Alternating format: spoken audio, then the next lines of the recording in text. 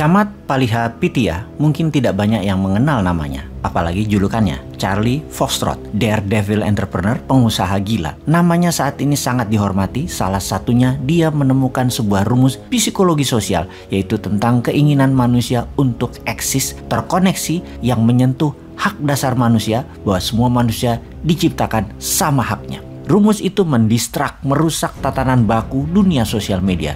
Sewaktu dirinya mempresentasikan idenya, maka seorang pemimpin revolusioner, Mark Zuckerberg, bersedia merombak ulang Facebook. Inilah yang terjadi di tahun 2008, sehingga dalam 1 tahun, di mana di tahun 2009, dari 50 juta pengguna Facebook, meningkat menjadi 750 juta membernya. Dia sendiri bergabung di Facebook di tahun 2005 sebagai VP Engineering yang dalam 3 tahun mengusulkan perubahan radikal, membongkar Facebook ala sosial media terdahulu menjadi baru, yaitu apa yang kita pakai di Facebook sekarang ini. Saat ini, Camat Palihapitiya sudah tidak bersama Facebook lagi, namun sudah menjadi seorang venture kapitalis yang besar yang dia bangun selagi dirinya masih bekerja di Facebook. Apa yang Camat lakukan menginspirasi New Mind. New Mind harus membongkar cara bernegara Indonesia, bukan hanya membongkar tapi merusak dan membangun kembali dengan cepat. Kita mulai dengan memahami apa itu pernyataan kalau ingin melakukan perubahan yang terjadi di masa ini dan perubahannya harus sangat cepat,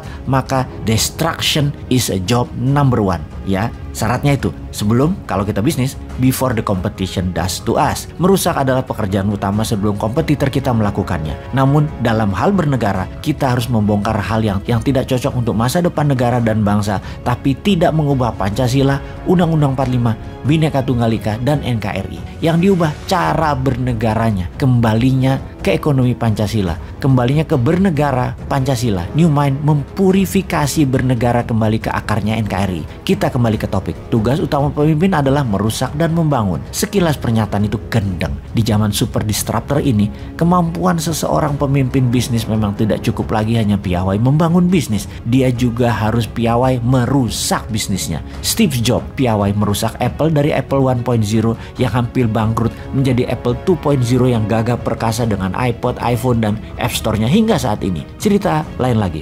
Layanan pos mati dimakan killer apps baru seperti email, SMS, WA, Telegram, dan ATM. Kodak yang lebih dari 100 tahun perkasa kemudian dihabisi oleh layanan foto sharing yang diberikan perusahaan seperti Instagram. Kemudian TV free to air dibunuh oleh YouTube, Netflix, serta TikTok. Perusahaan-perusahaan yang dulu hebat seperti Kodak, GM, General Motor, Nokia, atau Sony terus-menerus babak belur mengalami kemunduran karena tidak kunjung menemukan CEO yang mampu merusak fondasi model bisnis yang kini sudah tidak relevan lagi. Karena itu seorang CDO, Chief Destructive Officer, kini adalah sosok yang paling diburu di perusahaan-perusahaan seantero jagat raya. Yang sering kita dengar selama ini adalah CEO, Chief Executive Officer, atau CFO, Chief Financial Officer, atau Chief Operating Officer, atau Chief Marketing Officer.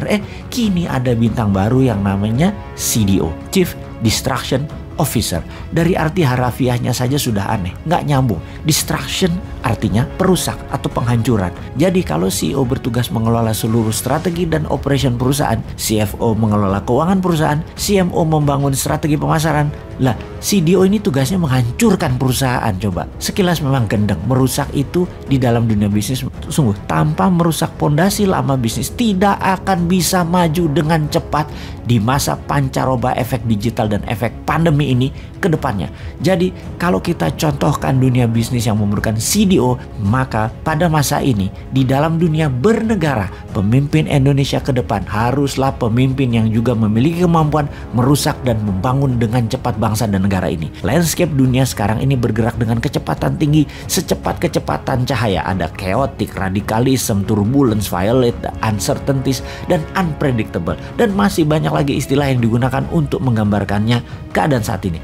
Landscape dunia saat ini bergerak dengan kecepatan cahaya ini bukan tanpa risiko dan bukan tanpa bahaya. Bahayanya sangat-sangat besar. Ada climate change, ada krisis ekonomi karena pandemi, ada krisis kesehatan, ada biological warfare, ada krisis keterbatasan sumber energi. Untuk bisa survive di tengah perubahan yang chaotic dan membuat Indonesia menjadi negara superpower, maka kata kuncinya terletak pada satu kata, yaitu penghancuran. Untuk sukses di era light speed changes ini, kita tidak boleh segan-segan menghancurkan sendi-sendi kesuksesan masa lalu kita. Break with immediate pas. Kenapa?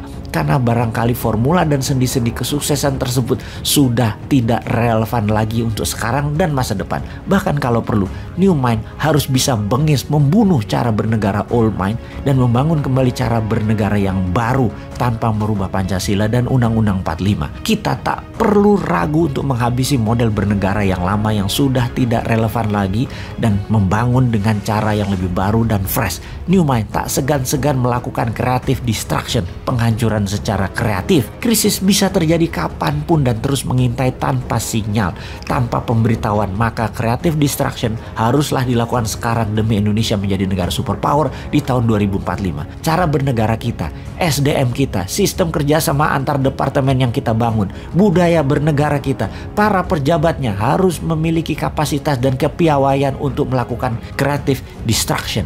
Indonesia di bawah New Mind haruslah memiliki alert system untuk mengendus munculnya krisis dunia dan penjajahan ekonomi modern yang dilakukan oleh negara-negara besar lainnya untuk mengambil kekayaan alam Indonesia. Kalau sudah demikian, menjadi jelas bahwa kesuksesan bernegara Indonesia akan ditentukan oleh kapasitas melakukan creative destruction. Dan kalau kita sepakat dengan keberlangsungan survival of the nation adalah tujuan paripurna membangun kekuatan bernegara, maka kesuksesan itu tak lain adalah sebuah perjalanan panjang di mana kita melompat dari satu creative destruction ke creative destruction yang lain di dalam mengelola dan membangun negara. Persis seperti yang dilakukan oleh Putin, Erdogan, Xi Jinping lebih dari 15 tahun. Ingat, sustainability is journey of destruction. Di dalam membangun yang sustain, maka perjalanan panjang adalah merusak hal yang tidak relevan dengan kebaikan masa kini dan demi kebaikan masa depan. Untuk sukses melakukan destruction safari, kita butuh seorang pemimpin bangsa yang juga seorang destruktif, konstruktif. Siapakah itu di masa depan yang bisa membangun tanpa asing, tanpa hutang dan menomorsatukan karya anak bangsa itu?